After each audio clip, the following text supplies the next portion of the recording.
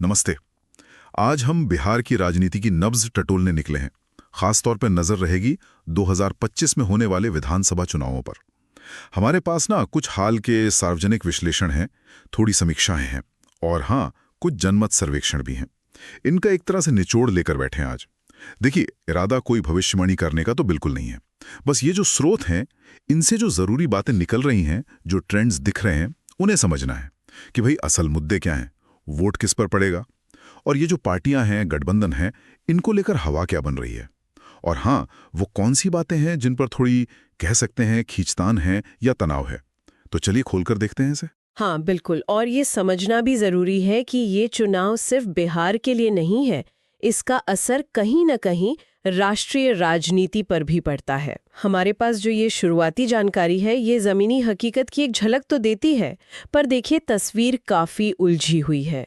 जैसा कि चुनावी माहौल में अक्सर होता ही है, ये शुरुआती रुझान है और जैसे जैसे चुनाव नजदीक आएगा, इनमें बदलाव आ सकता है, काफी कुछ बदल सकता है। तो फिर शुरुआत करते हैं सबसे ताज़ा चीज से, यानी जनमत सर्वेक्षणों से।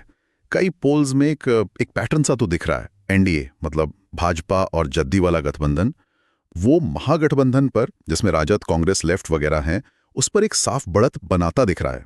एक सर्वे का जिक्र था इंकसाइट, उसने एनडीए को करीब समझिए 48.9% वोट शेयर दिया है और महागठबंधन को लगभग 35.8%।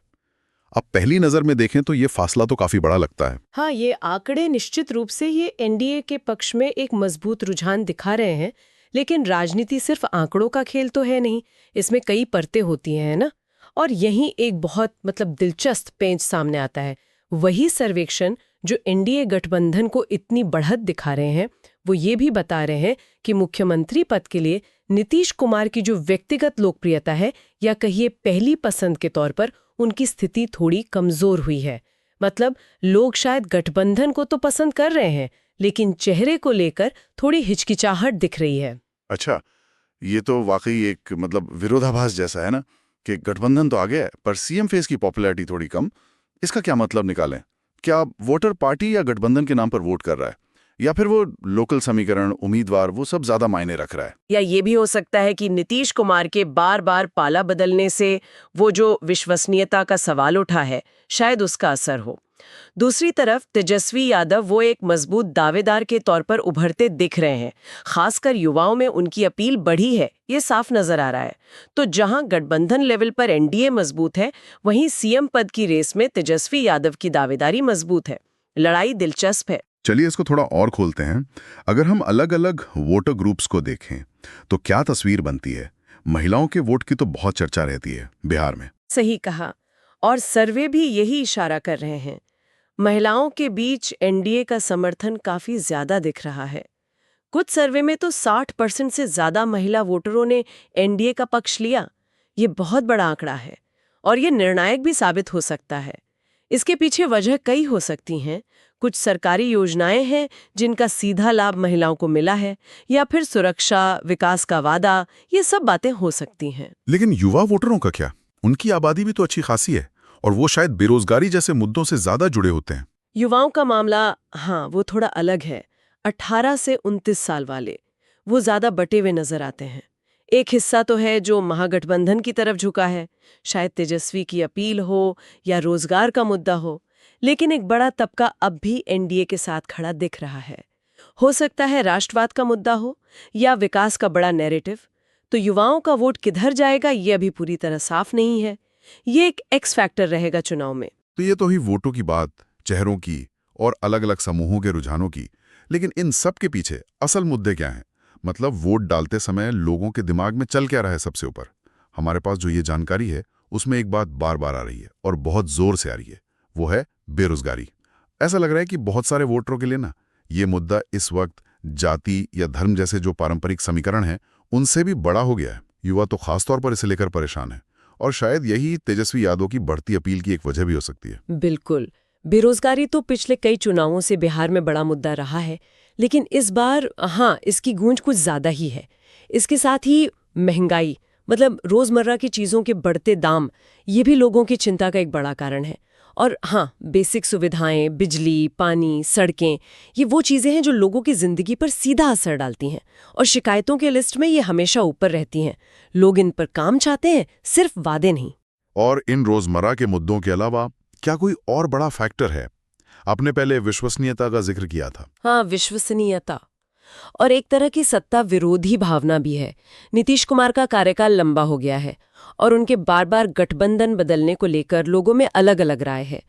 कुछ लोग इसे राजनीतिक जरूरत मानते हैं, तो एक बड़ा तबका इसे अवसरवादिता की तरह देखता है। इससे उनकी छवि पर असर तो पड़ा है। साथ ही एक ये भी सोच है कि शासन में अब वो पहले वाली ताजगी नहीं रही। ये विश्वसनीयता का संकट और शासन से थकान की भावना, ये दोनों मिलकर एक अहम रोल निभा सकते हैं, खासकर उन वोटरों के लिए जो किसी के पक्के समर्थक नहीं हैं। और एक और चीज है जिस पर आजकल काफी बहस चल रही है, वो मतदाता सूची का विशेष गहन पुनरीक्षण, SIR जिसे कह रहे हैं। ये क्या मामला है और इसका चुनाव पर क्या असर पड़ सकता है? हाँ, ये वाकई एक सेंसिटिव और महत्वपूर्ण मुद्दा है। देखिए, सार का मकसद तो है वोटर लिस्ट को अपडेट करना, डुप्लीकेट नाम हटाना, नए वोटर जोड़ना वगैरह। सैद्धांतिक रूप से तो ये चुनाव प्रक्रिया को साफ सुथरा बनाने के लिए ही है।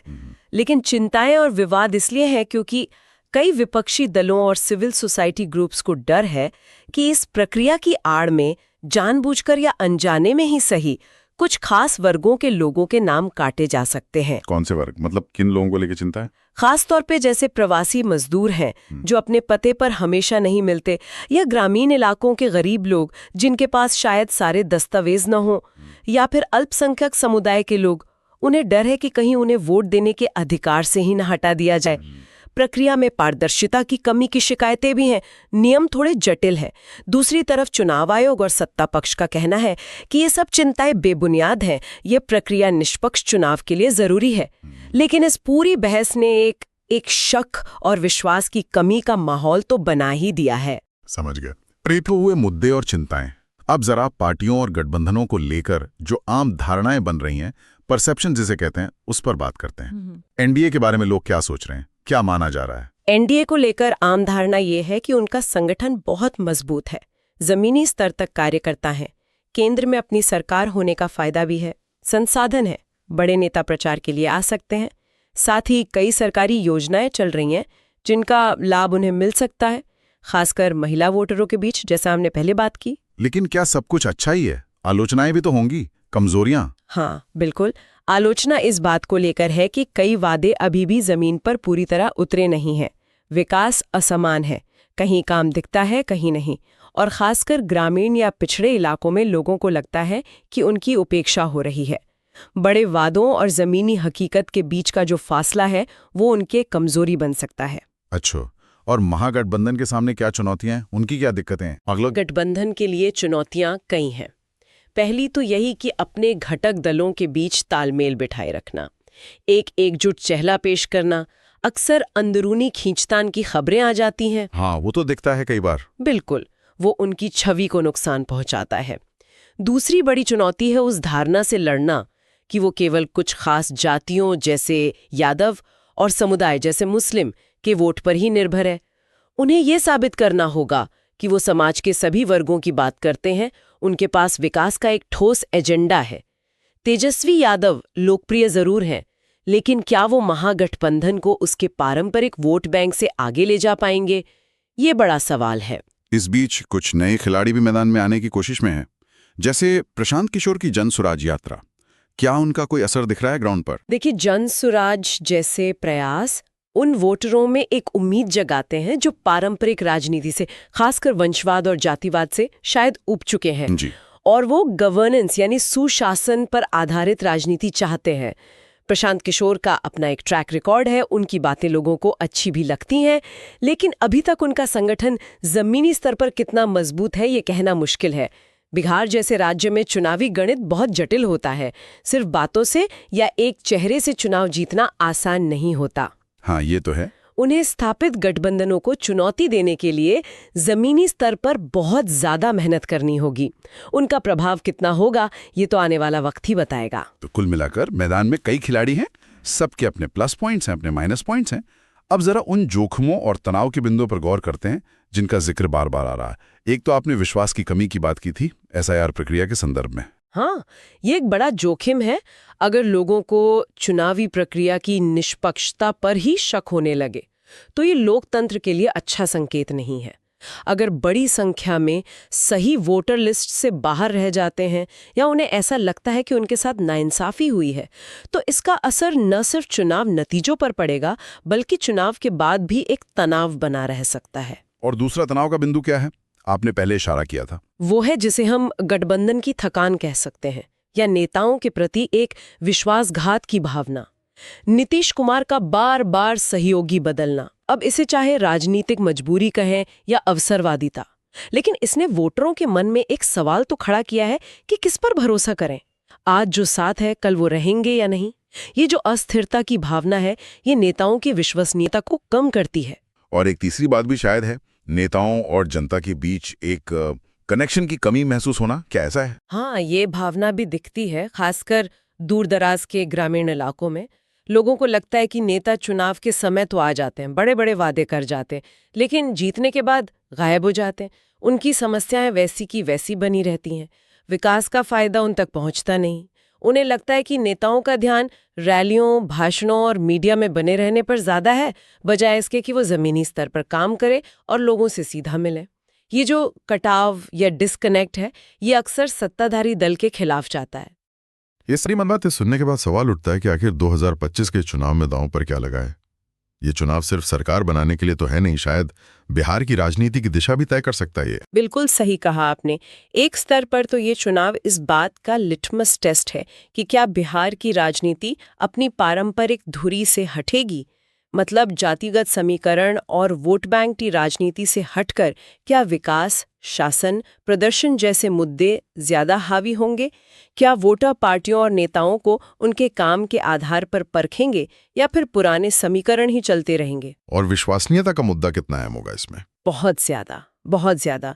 जैसा हमने सार के मामले में देखा, अगर लोगों को प्रक्रिया पर भरोसा नहीं है तो नतीजे सवालों में आ सकते हैं। इसी तरह अगर लोगों को लगता है कि सरकार की योजनाएं सिर्फ कागजों पर हैं, जमीन पर उनका असर नहीं है, तो वो वादों पर यकीन क्यों करेंगे। नेताओं और पार्टियों को अपनी विश्वसनीयता फिर से बनानी होगी, और ये सिर्फ बातों से नहीं होगा, काम से होगा। खासकर उन सीटों पर जहां मुकाबला कड़ा होता है, वहां ये भरोसा फैक्टर निर्णायक साबित हो सकता है। और महिला मतदाताओं की भूमिका आपने शुरू में जिक्र किया था कि वो एनडीए की तरफ झुकती दिख रही हैं। हाँ, महिला वोटर एक बहुत बड़ा और शायद सबसे अहम वोटर ब्लॉक बनकर उभरी हैं पिछले कुछ सालों में। उनका वोटिंग प्रतिशत भी बढ़ा है और उन्होंने नतीजों को प्रभावित भी किया है। सर्वेक्षण लगातार दिखा रहे हैं कि उनका झुकाव एनडीए की तरफ ज्यादा है। शायद कल्याणकारी योजनाओं की वजह से, जैसे गैस सिलेंडर, राशन या फिर शराबबंदी जैसे फैसले, इनका असर हो सकता है। पार्टियां इसे समझती हैं और खास तौर पर उन्हें लुभाने की कोशिश करती हैं। 2025 में भी महिला वोट जिस तरफ जाएगा उस तरफ पड़ला भारी होने की पूरी संभावना है। तो चलिए अब तक की इस पूरी बातचीत को समेटते हैं। बिहार 2025 चुनावों की जो तस्वीर उभर रही है वो काफी उलझी हुई है। एक तरफ एनडीए को सर्वे में बढ़त दिख रही है, खासकर महिला वोटरों का समर्थन उनके साथ है, लेकिन दूसरी तरफ मुख्यमंत्री नीतीश कुमार की व्यक्तिगत लोकप्रियता में थोड़ी कमी है और तेजस्वी यादव का ग्राफ बढ़ रहा है, खासकर युवाओं में। ये मुकाबले को खुला रखता है। बिल्कुल। और सबसे बड़े मुद्दे हैं बेरोजगारी, महंगाई और बुनियादी सुविधाओं की कमी। ये लोगों की रोजमर्रा की जिंदगी से जुड़े मुद्दे हैं। नेताओं की विश्वसनीयता पर बड़ा सवाल है, और एसआईआर जैसी प्रक्रियाओं ने चुनावी सिस्टम में भरोसे को लेकर भी चिंताएं खड़ी की हैं। ये चुनाव सिर्फ सीटों का गणित या गठबंधनों का जोड़ तोड़ नहीं है, ये इस बारे में भी है कि क्या बिहार का वोटर अब बदलाव चाहता है। क्या वो पारंपरिक राजनीति से आगे बढ़कर शासन और प्रदर्शन को प्राथमिकता देगा। पार्टियों के सामने चुनौती सिर्फ वोट पाने की नहीं है, बल्कि लोगों का भरोसा जीतने की भी है।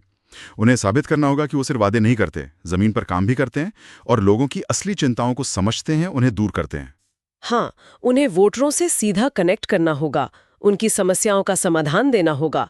सिर्फ हवाई बातें या एक दूसरे पर कीचड़ उछालना शायद अब उतना काम ना करे। और जाते जाते बस एक सवाल छोड़ जाते हैं सोचने के लिए। ये सारे विश्लेषण, आंकड़े, रणनीतियां, ये सब अपनी जगह हैं, लेकिन क्या जमीनी स्तर पर आम वोटर के मन में कोई ऐसी खामोश लहर भी बन रही है जो इन सारे समीकरणों को उलट दे? क्या पारंपरिक वफादारियों से परे एक असली बदलाव की गहरी इच्छा बिहार की राजनीति को किसी ऐसे रास्ते पर ले जा सकती है जिसकी उम्मीद शायद